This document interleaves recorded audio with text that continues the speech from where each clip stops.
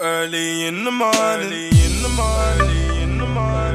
What's going on, the people them? It's your boy Cam Topical Juice, and we are back with Sunday's episode of Love Island. The week is nearly finished. Tomorrow will be a week of Love Island. We've only got about 52 million more to go. So let's get straight into this video, man. Like the video for me, hit the bell to be notified for me, press that subscribe button for me. Let's get straight into this review. Merchandise in the description below. Cool. Now guys, this episode's not going to be too long, but there's a few things I want to say. And I believe I was right about Zara. I was spot on about Zara. Zara is conniving. Zara is sly. And Zara is intentional and particular with her choice of words, especially towards Liv. Entirely towards Liv.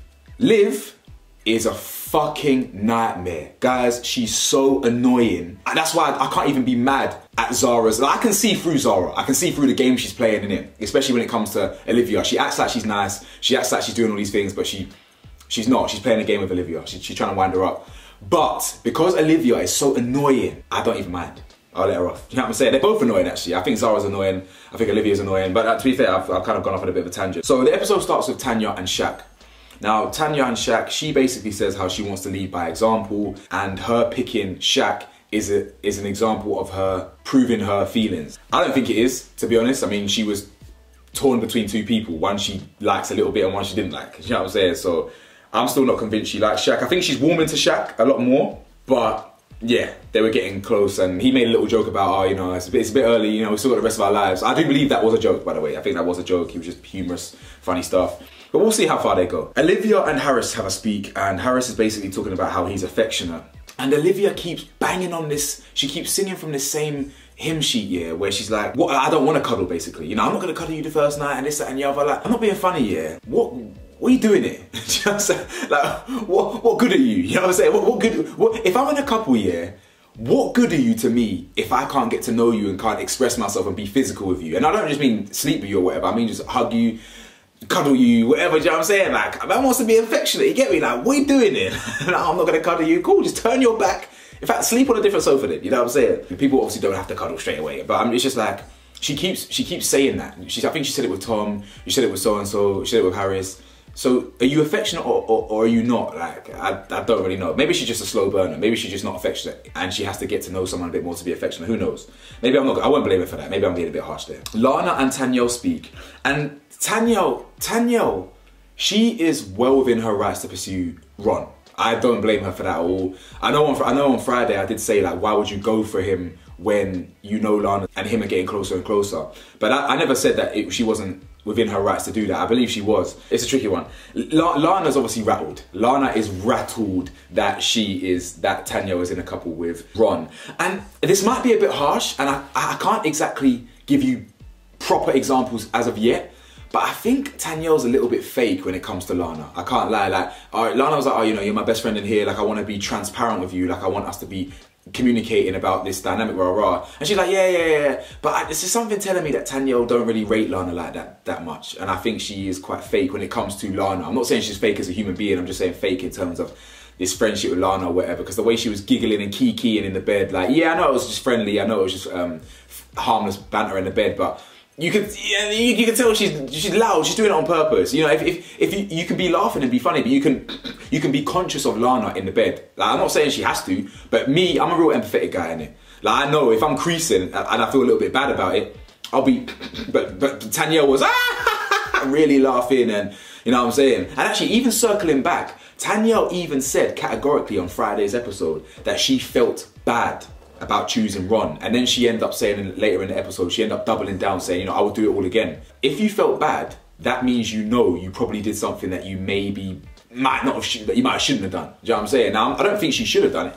I'm not saying she shouldn't have done it, but the fact that you felt bad by choosing Ron and you felt bad for Lana, then that clearly means that in your own mind, at least, maybe you thought you probably were stepping on some toes here and you shouldn't have done it, type thing. But we'll see, because I do think she wants to explore some stuff with Ron. Tanyel, that is. Anime and Kai speak. I'm skipping through that. They were boring as shit, as always. Will and Lana then have a conversation, yeah? And he basically hugged her and was about to say thank you. And do you know the bit that killed me? Lana goes, no, don't. Like, people are looking. Do you know how embarrassing that is?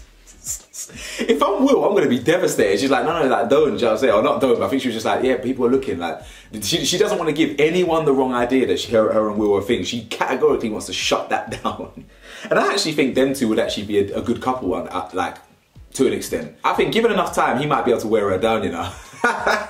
Not while Ron's in the villa anyway. Now, this is where the episode gets interesting for me, because Olivia and Anna May speak. And what did I tell you lot in Friday's episode? I told you lot that in Zara's speech, she said something, and I picked up on it straight away. She said something that I knew was going to get under Olivia's skin. And I did think she was intentional when she said it.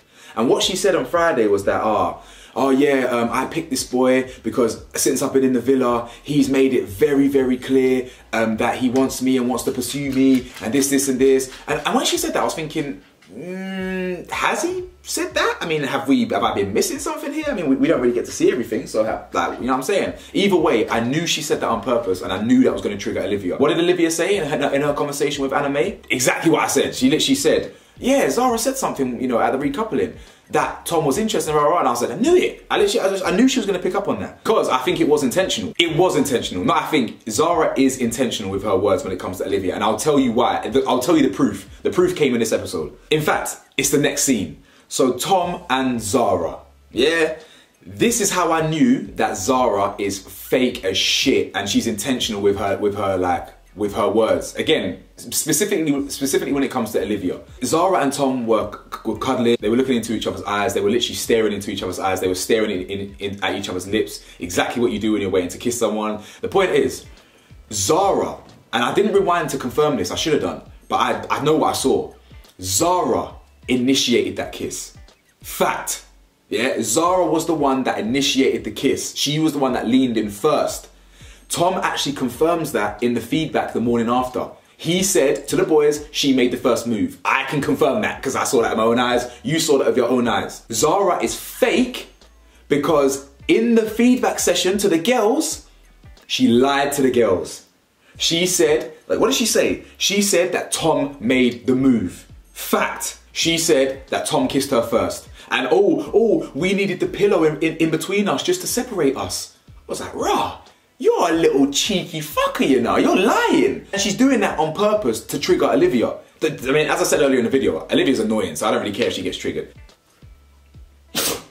So yeah, that was the morning after anyway, but let me circle back to the conversation that Zara and Olivia had. Now, Zara and Olivia actually have a conversation, and Olivia says, listen, like, I still feel like there's some tension between us.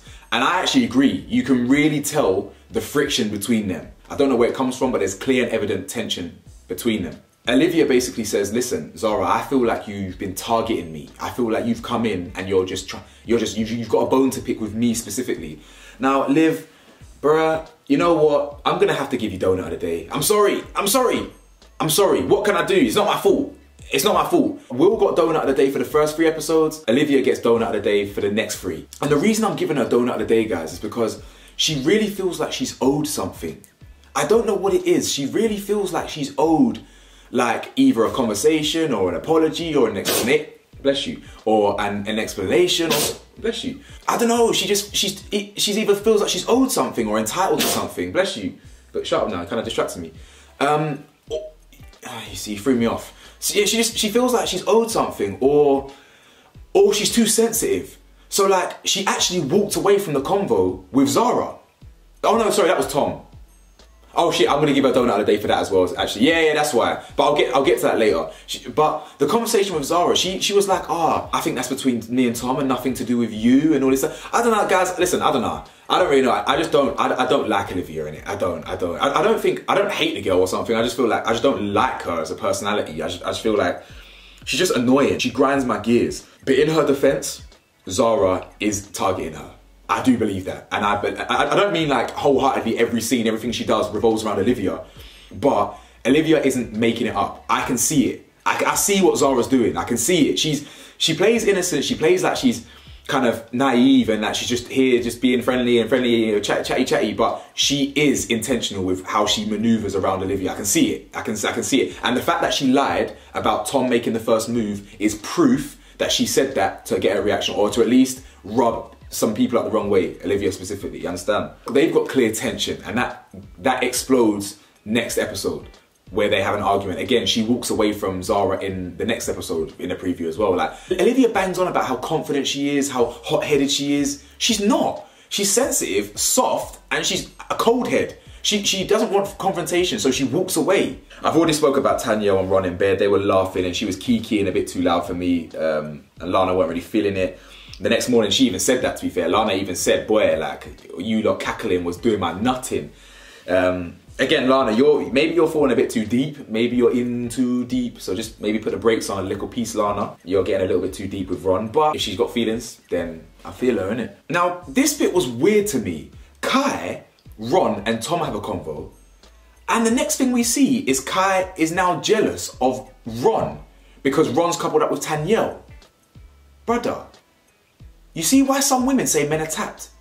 You see why some women say men don't know what they want and they're flip-floppy dons, bro? I can tell that he would get on better with Anna May because they're both boring, you understand? He won't get on the same with Tanyel. So I think he's just looking at Tanyel in like a lustful, in the woman gaze, you know them ones there, though, the male gaze, womanizer or something, the male gaze, you feel me? Like, he's just lusting after her. Because how is he now talking about man's like jealous of Ron? And he's now thinking, like, should I go chat to her and this, that? But then again, at the same way, like, for the entertainment, I'm here for it. Because the way Anna May was proper licking her chops, like, I never mentioned this in the last episode, but the way Anna May and Kai were like gossiping about Kai's dynamic with Tanyel, I didn't really rate that. And like, you could tell that Anna May was loving it. She was lapping it up. She was like, oh yeah, tell me more. You know what I'm saying? Kai, talk to me more about how you don't like Tanyel. Imagine what she's thinking now. Imagine what she would think if she sees Kai talking about Tanyel now. Like, right, I'm kind of jealous. Like, maybe I want to move, like, you get me? Like, move back to her now. The fuck? Like, man, I just, you get me? Like, it's a mess. Harris and Olivia talk and he pulls a chair for her, makes her breakfast. Cool, so this is basically the end of the episode. The Australian Love Islanders enter. And again, I didn't mention this in Friday's episode because I didn't really want to, because I knew I was going to talk about it in today's episode. I'm not a fan of this, guys. You lot know me. You lot that watched my last season episodes, you know I don't like this. Don't bring old cast members back. It's fucking pointless. Adam Collard was only decent because of the name. But again, I wasn't a fan of that. Why are you coming in? You already had your limelight. You already had your chance. You blew it. So why are these Australian dons flying halfway across the world to come, or they're coming from, they're going to South Africa to be fair. But why have you got these dons, these what do you call these ones? These rejects. Why are they here? What, so you're telling me, yeah, that they're here to find love? You're telling me, what, they couldn't find love in the Australian one, so they're now coming to the English one in winter? What, so what, are they gonna fly 24 hours to come link me? There's long distance and then there's the other side of the fucking world. And I don't mean that as a figure of speech. I mean that as literally the other side of the world. And it just goes to show, like, these are the moments that really remind me how much this is a reality TV show. And that's it. Not one of them is on there for love. You cannot convince me that anyone in the last 4 years, 3 to 4 years, has gone on Love Island for love. Maybe 1 or 2 out of 200 contestants, do you understand? Including all the bombshells and all that. Ain't no one coming to Love Island for love. And it's things like this that just confirm it. Ron basically said if Lana's not there, like, he would potentially pursue this girl, innit? And I think that's normal. I mean, that's pretty simple logic, you know, if she's not there. So if the girl that you're coupled up with didn't exist and you didn't know her, yes, it's most likely you would go for the Australian girl, you understand? But the fact is, the girl that you are coupled up with, or not coupled up with, sorry, that you moved into or like or whatever, she is in the villa, so you now have to tread carefully. That's just the way life works, isn't it? The new man and Olivia speak. He's like, yeah, I feel like you're confident, and she goes, yes, I am. I don't get that vibe from Olivia. I don't get the vibe that she's confident. I don't. Ron was making me laugh though. He said that Aaron might be a knockoff version of him. Don't be shook.